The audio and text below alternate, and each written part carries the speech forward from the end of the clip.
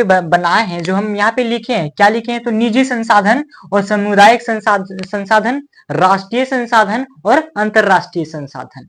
ये आज इस वीडियो के माध्यम से आज यही बताने वाला हूं कि निजी संसाधन क्या है, ठीक है, सामुदायिक संसाधन क्या है, राष्ट्रीय संसाधन क्या है और अंतरराष्ट्रीय संसाधन क्या है।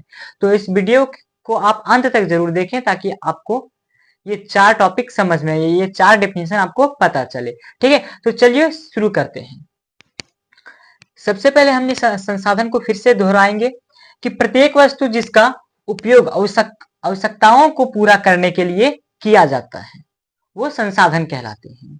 मनुष्य अपने आवश्यकताओं को पूरा करने के लिए विभिन्न चीजों का मतलब यूज करते हैं, प्रयोग करते हैं, और वही उसका संसाधन हो जाता है। जैसे कि हम इस मार्कर से आपको इस बोर्ड पे इस मार्कर के माध्यम से कुछ बता रहा हूं, तो ये मेरे लिए क्या हुआ, ये मेरे लिए संसाधन हो गया, ठीक है।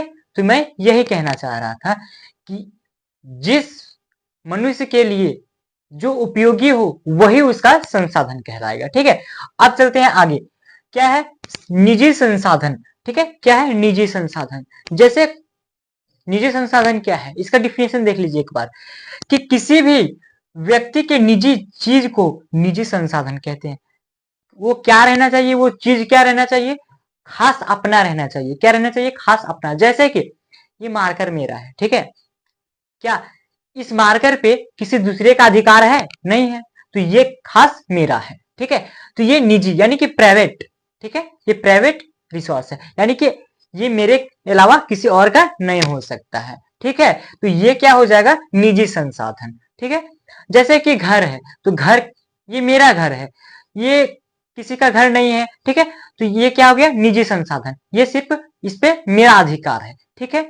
अब चलते जैसे मोबाइल, तो मोबाइल किसका है, मेरा है, मेरा अपना मोबाइल है, ठीक है। तो इस पे किसका अधिकार हो सकता है, मेरा अधिकार हो सकता है, ठीक है। तो ये हमारा निजी संसाधन बताता है, ठीक है। अब चलते हैं सेकंड नंबर, सामुदायिक संसाधन, ठीक है। सामुदायिक संसाधन क्या है, ठीक, सामुदायिक संसाधन को हम सामाजिक संसाधन भी कह सकते हैं, ठीक है।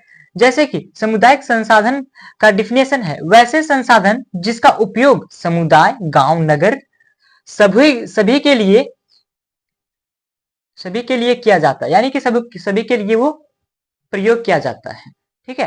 वो क्या कहलाता है, सामुदायिक संसाधन यानी कि सामाजिक संसाधन क्या है, ठीक है।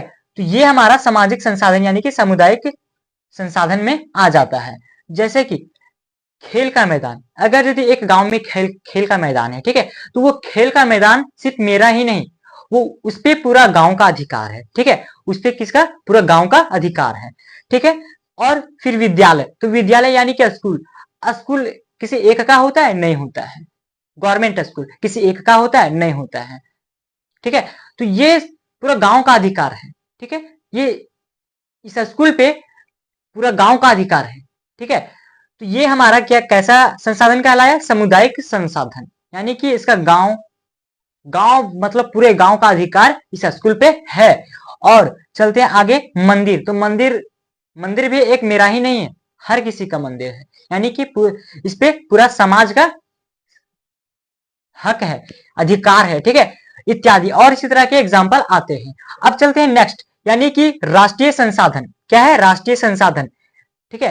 तो राष्ट्रीय संसाधन में क्या होता है कि किसी भी राज्य देश के सभी प्रकार, किसी भी देश राज्य देश के सभी प्रकार के सरकारी संसाधनों को राष्ट्रीय संसाधन कहते हैं, ठीक है। जैसे कि यहाँ पे आप देख लीजिएगा कि एग्जाम्पल यहाँ पे दिए हैं हम कि रोड या फिर बैंक, ठीक है। तो रोड क्या भाई, जो किसी भी गांव में या फिर किसी भी राज्य में या फिर कहीं भी रोड हो, तो क्या रोड पे किसी एक का अधिकार होता है, नहीं होता है। तो ये हमारा राष्ट्रीय संसाधन कहलाएगा, ठीक है, यानी कि रोड किसी एक का नहीं होता है, तो वो हमारा राष्ट्रीय संसाधन, यानी कि रोड सभी के लिए है, ठीक है, हर देश के लिए है, हर राज्य के लिए है, इस रोड पे किसी का भी अधिकार है चलने का, ठीक है। तो क्या हुआ, रोड कैसा संसाधन है, तो राष्ट्रीय संसाधन है, ठीक है।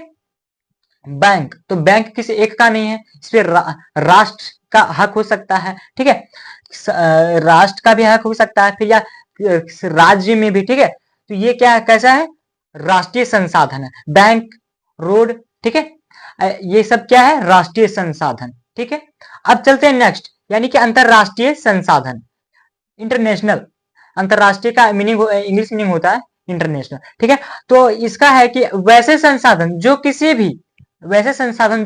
भी समुद्र, किसी भी देश के समुद्र तट से 200 किलोमीटर की दूरी छोड़कर बाकी समुद्र में पाए जाने वाले संसाधन अंतरराष्ट्रीय संसाधन कहलाते हैं। यानी कि वैसे संसाधन जो किसी भी देश के तट, तट मतलब किनारा, ठीक है, किसी भी देश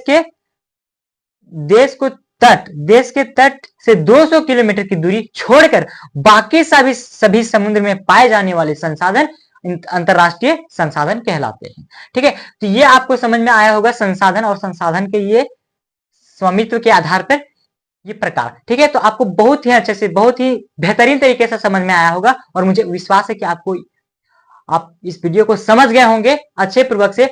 और इस वीडियो को अगर यदि समझे होंगे तो लाइक, सब्सक्राइब एंड शेयर करना ना भूले। Thank you, thanks for watching this video. इसी तरह आगे वीडियो पाने के लिए आप इसी तरह मेहनत करते रहिए और पढ़ते रहिए इसी तरह करके।